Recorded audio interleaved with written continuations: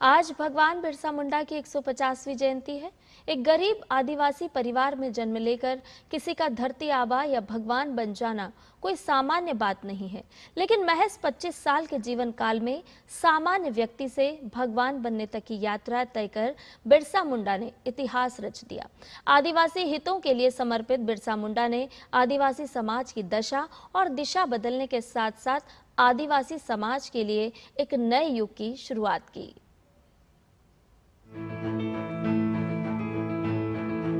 आदिवासी स्वतंत्रता सेनानियों की जब जब बात आती है तो सबसे पहले लोगों की जुबान पर बिरसा मुंडा का नाम आता है। जनजातीय गौरव और संघर्ष के प्रतीक भगवान बिरसा मुंडा की गाथा हर देशवासी को प्रेरणा से भर देती है।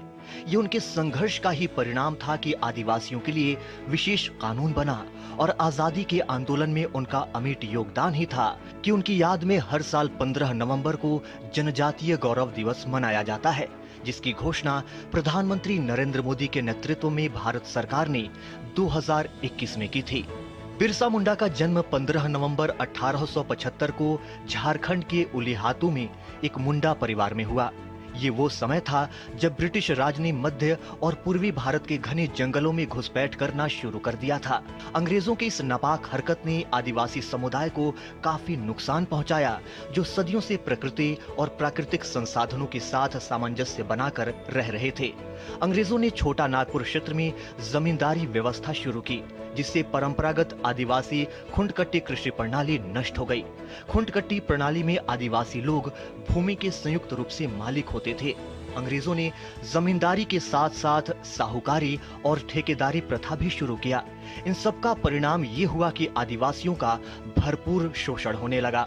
अंग्रेजों ने जंगलों में घुसपैठ करने के साथ ही आदिवासी क्षेत्रों में बड़े पैमाने पर धर्मांतरण भी शुरू कर दिया। बिरसा मुंडा ने इसका विरोध करते हुए ब्रिटिश शासन और धर्मांतरण के खिलाफ आंदोलन चलाया। इसके साथ ही उन्होंने मुंडाओं और अन्य आदिवासी समुदायों में प्रचलित कई अंधविश्वास रीति रिवाजों को खत्म करने की मुहिम भी छेड़ दी। अंग्रेजों के शोषण और धर्मांतरण की नीति के खिलाफ बिरसा मुंडा ने आदिवासी समाज को जागरूक किया। आदिवासियों को जल, जंगल और जमीन की रक्षा के लिए प्रेरित करते हुए बिरसा मुंडा ने 1899 और 1900 में उल गुलान यानी महा उथल पुथल आंदोलन शुरू किया। ये विद्रोह सामंती व्यवस्था, जमींदारी प्रथा और अंग्रेजी हुकूमत के खिलाफ था। इस आंदोलन में मुंडा, उरांव और कुछ गैर आदिवासी लोग भी शामिल थे। आंदोलन के दौरान बिरसा मुंडा का प्रभावशाली नारा अबुआ राज एते जाना, महारानी राज टुंडू जाना, यानी रानी का राज्य समाप्त हो और हमारा राज्य स्थापित हो, आदिवासी सशक्तिकरण के लिए एक नारा बन गया। साल 1900 में बिरसा मुंडा को गिरफ्तार कर लिया गया।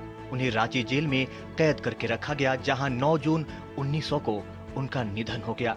हालांकि भगवान बिरसा मुंडा का संघर्ष व्यर्थ नहीं गया और अंग्रेजों को 1908 में छोटा नागपुर किराएदारी अधिनियम पारित करना पड़ा। इस अधिनियम के तहत आदिवासियों की भूमि को गैर आदिवासियों को देने पर प्रतिबंध लगा दिया गया।